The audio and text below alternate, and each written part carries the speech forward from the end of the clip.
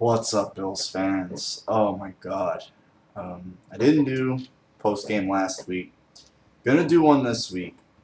Why?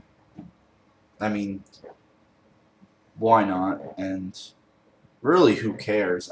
Oh my God. It is ugly. And you heard prognosticators and stuff saying how bad this team was going to be. And you see little glimpses in the preseason. And then we, of course, get excited a little bit, just like we as human beings do. We kind of tend to overreact to things that we see rather than the things that we don't see. And you got to figure the people who are prognosticators and NFL insiders, quote unquote, it's the reason they are. It's because they know things we don't know. And actually, we already knew these things. We're fans, we're passionate, we think with our hearts when it comes to this team. They are unbelievably bad. On offense, it's just getting worse. I mean, and the crutch of Duran being the major cause of it. No, this offense is just bad. And you know what? And it was to the point where I thought, Trent, he's not an NFL starter. We know this. But at best, he's a serviceable NFL backup. And it's to the point where he's not that anymore. This guy is just unbelievably bad. And he's got no desire, no will to just. The last play on offense for the Bills was if you wanted to write a script for Trent Edwards' career or just for his testicular fortitude or lack thereof, where it's 4th and 11, you're down, is it 34-7, and you run the ball out of bounds. That's what you do. You just don't, just throw it in the end zone or just, you try to force the ball. No, you run the ball out of bounds. And you could just go on and on with this team about things you want to gripe about. It's like today they come out and Lynch is the starter and they're just force-feeding him the ball. It's almost like they're showcasing him for Green Bay. Like, here, you want to... And you know what? I agree with that. If Green Bay wants to trade for him, give me a third-round pick. Take him. To me, honestly, outside of the draft class that was drafted this year, Jarris, Bird, Eric Wood, nobody on this team can't be traded for, in my opinion. Somebody wants to give you something for Fred Jackson, I take it. Somebody wants to give you something for Lee Evans, I take it.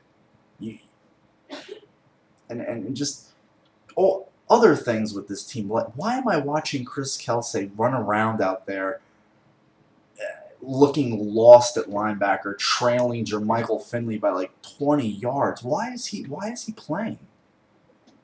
The guy was he was an average defensive end at best. Now you're asking him to play a linebacker in a 3-4 where he just looks like he's running around out there with like a chicken with his head cut off. Why can't I see what I have with Arthur Motes? Why isn't Antonio Coleman active and playing and seeing what he has? Why is Alex Carrington not active for the game?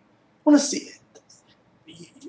You think these coaches would look at this film, past, present, whatever, and just say, you know what? I know the cupboard's pretty bare. Let's find out what I might have in the cupboard. How about that? Just like when Danny Batten got hurt. And then fans wanted to gripe and go crazy when Kavika Mitchell was put on IR. I don't know what I had with Danny Batten. I had no idea. I was like, shit, they might have a player there. Kavika Mitchell gets put on IR. I'm like, so it just gives younger players an opportunity to play. What do I care? But it's the same can be said on offense.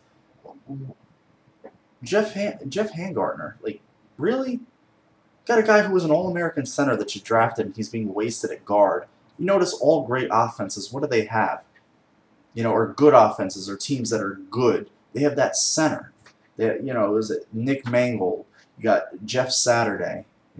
Guys like that. Matt Burke when the Vikings were just dominant.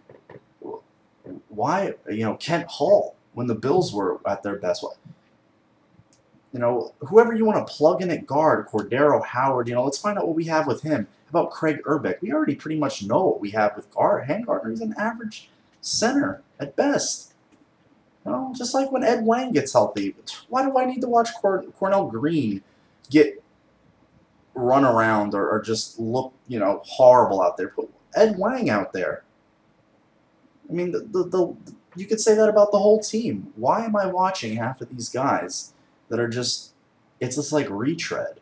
I don't need to see, it's like Edwards, I don't need to see him, looking scared and tentative and not taking any chances down the field. And when he does get time, he checks the ball down, or he doesn't know how to identify the blitzer before the snap and he gets blown up, or that the offensive line is so bad. I think they gave up like 2 of those sacks. There was 3-man rushes. Unbelievable. I mean, does this team like watch film? Do they practice? It's just like there's just so many things. Again, Bills fans, we could just go on and on all day about this team, right from the owner all the way down to the guy who I'm sure cleans the toilet at Ralph Wilson Stadium. It's like Lee Evans. Here, a guy who gets paid $9 million a year. They threw the ball to him once, and the one pass was a 24-yard pass interference on the only scoring drive on Charles Woodson, and that was it. Lee Evans was not. I don't even think they didn't throw the ball in his direction. The 2 interceptions, one was right through the hands of Stevie Johnson. The other one was kind of stripped away from Roscoe Parrish. But again, this is the best the Bills have to put out there, so I guess those guys have to be out there. It's like another reason, like Batten, I was upset when Easley got hurt. Don't know what I had with Easley. He could have been a good player. I know Edwards sucks. I know Fred Jackson's a good player, serviceable player, and if somebody wants to give you a second for him, you take it. Somebody wants to give you a low first for Evans, you take it. Because I think that's what they're asking for Vincent Jackson in San Diego. I should be able to get that for Lee Evans. He's being wasted on this team. Wasted. It's just like the guy's career is in the toilet. He's just stuck in nowhere land. Would you want to play wide receiver for this team? I mean, Trent Edwards barely had 100 yards today. And they're losing by 27 points? You think in mop-up duty the guy could scrape together 200 yards? Shit, this team hasn't had a 300-yard passer since J.P. Losman at the Houston Texans. They won that game in 2006. Going on 4 seasons without a 300-yard passer in this league with all the ticky-tack contact calls downfield, all the times that they've lost, you don't think they've managed to scrape together a garbage time 300-yard passing game? Is it that players come to Buffalo and get like stuck in quicksand, or they just pretty much are that talent deficient? I tend to think that again, owner all the way down. I just think Ralph Wilson, here's a guy who's going to be 92 soon. There is just a tremendous disconnect with him and the team, the fans, what works in the league, what doesn't work in the league. It's just like he goes out and hires Buddy Nix. I mean, he's a guy who's... I want to believe Nix is doing the right thing, and I really can't judge the job that he's done at not even a year on the job, and he has said it's going to take time, and I believe that, but I've heard that before. Same thing with Shane Gailey. I've heard that before. And there's another guy who's like on the older side of the coaching spectrum, and a guy who really wasn't talked about as being a coaching candidate. But us Bills fans, that's all we have to grasp onto, is that maybe these guys are going to get it right. And at this point, after week 2, we're sitting here wondering about, hope Andrew Luck comes out. Ryan Mallett looked good. Locker didn't look so good in his last game. And that's what we're sitting here talking about. Now, if they were playing Brian Brom, and I got to look at him for the next 14 weeks, I'd be happy about that. If I got to see Antonio Coleman, Carrington, Moats, a little more of Spiller, hell, call Joey Bell up. Call him up. Trade Jackson, Lynch, and call Bell up. When Sean Nelson gets back, I want to see him out there too. He at tight end, split him out at a slot wide receiver like the Patriots do with Aaron Hernandez, and let's see what he's got. Let's see David Nelson out there at wide receiver. Trade Lee Evans, because they're being wasted on this team. Let them go play real football somewhere, and now if you're going to play cheap and you're going to play bargain baseball football, let's see what we have with those guys, because by the time this team gets good, Lee is going to be old. Same thing with Fred Jackson. He's going to be 30. This team's going to be old. They're not going to get him while you can get something for him. That's what I think. And just, again, bad drafting, bad coaching decisions, bad personnel moves. You know, giving guys multi-million-dollar contracts who don't even play for the team anymore. Yet you let a Pro Bowl left tackle, you pretty much let him walk, but you did trade for him. You might have a good center, but you don't know because you play him at right guard. I mean, you might have a Pro Bowl center, but again, you play him at right guard, so we don't know what we have there. I just think it's shit like that. You know, just half-assness from the Bills all the way down the line. It's just, ugh. You know, if I have to watch Trent Edwards take another snap, I'm going to puke. Again, that last play was just symbolic of him. You know, just wimpy. Just like, if that's not 105 yards for the game, losing that game, getting spanked like you are. You know, doesn't he just look across the sidelines or when the opposing offenses are on the field, which is a lot, and look at a quarterback like Aaron Rodgers and watch him play and just say, oh my God, you know, how does he do that? How does he throw the ball down a field, his receivers catch it, and it's just like he plays, you know, north-south, not east-west. Or, you know, like today I'm watching the end of the overtime game between the Redskins and Texans. Matt Chubb has 400 yards in the game. 400 yards? McNabb had like 370? Holy shit, Trent's only got what? 260 for the season? I mean, you know, you can say what they're void of receiving. That's their own fault. They went in there and they said, well, this is, you know, Stevie Johnson's going to be our number 2. Parrish is, we're going to give him a shot, and we're going to give, you know, Lee. They don't even throw to Lee. So what's the point? They don't throw to him. Even in the Dolphin game, I could think of maybe three times that they threw him at him, even just in his direction. Really, why is he there? You're paying him $9 million. He should. The game plan should call for him to get at least anywhere between 10 to 12 passes thrown in his direction. Is it that he's incapable? Is it that the quarterback isn't? What is it?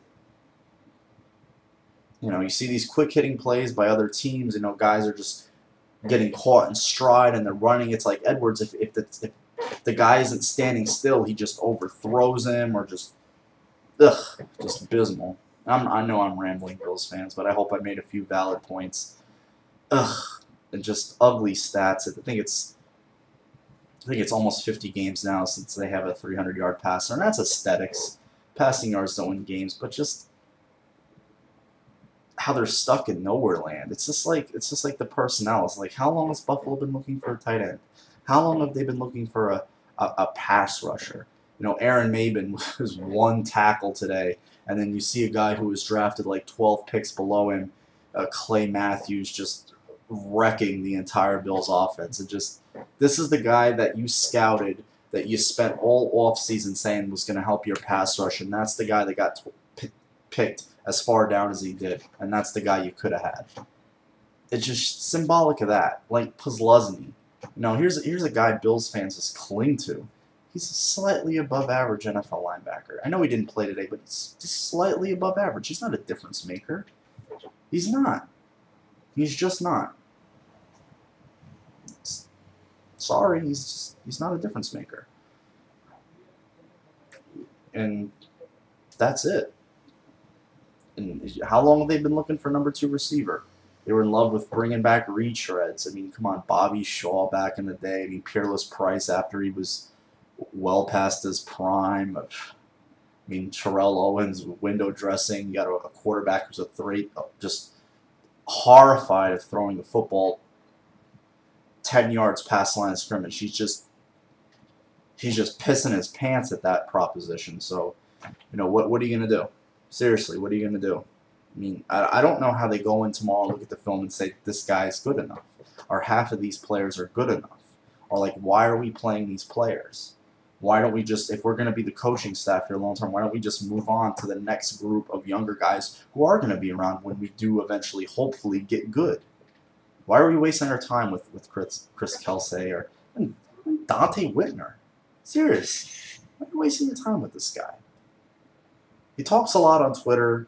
He talks. He's not that good. He's not a difference maker. Sorry. Again, I'm sorry, Bills fans. I know your frustration. Trust me, I'm as frustrated as you are. It's just disgusting. It's pathetic. I'm not putting a paper bag over my head. I don't give a shit what nobody says. I already had somebody mention it to me today. I was like, nope, ain't happening. I'm not doing it. But you know, again, the 300-yard games, aesthetics. It just the one stat I came up with that was really telling to me, was just disgusting to me, was ever since the San Diego game, which seems like forever ago, and they were 5-1 the '08 season. Since that game, the Bills are 8-20. 8-20. They won 2 games the rest of that season, were 7-9, and won 6 games in '09. And we're 6-10 now. They're 0-2. And Ryan Fitzpatrick won 5 of those games. So essentially, we have a quarterback who's starting here, who's only won, Jesus, 3 of his last, 3 of his last, what do you want to say, 12 starts? Are you kidding? I mean, I don't know how they sit in that room and say that this guy should be starting. You know, where was that quarterback competition? I don't care what the guy does in practice. They put too much credence in that crap. What they see in preseason and practice, what counts is these games. That's what counts. And in these games, he's just bad. There's no way to sugarcoat it. You don't need to look at the tape. It's a results business, and the results show he sucks. So let's just leave it at that. 8-20. Unbelievable. Definitely wouldn't believe it. It's true. But all right, Bills fans, you guys have a good one. Take care. New England next week, coming off a pretty shitty loss against the Jets. So I would not want to be Buffalo going into Foxborough against that New England team. They're going to be plenty pissed, and I would say they would probably hang 40 on Buffalo next week. New England's defense isn't that good. But again, Buffalo's offense is way worse, so I don't think that we'll be lucky to see 10 points on the board. Edwards will probably throw slightly above 100 yards and, you know, throw in a few interceptions. Probably right to defensive backs like he should have had in the first game. You know, those would have been returned for touchdowns. Anyway, Bills fans, you take care. Thanks for following. Thanks for watching, subscribing, and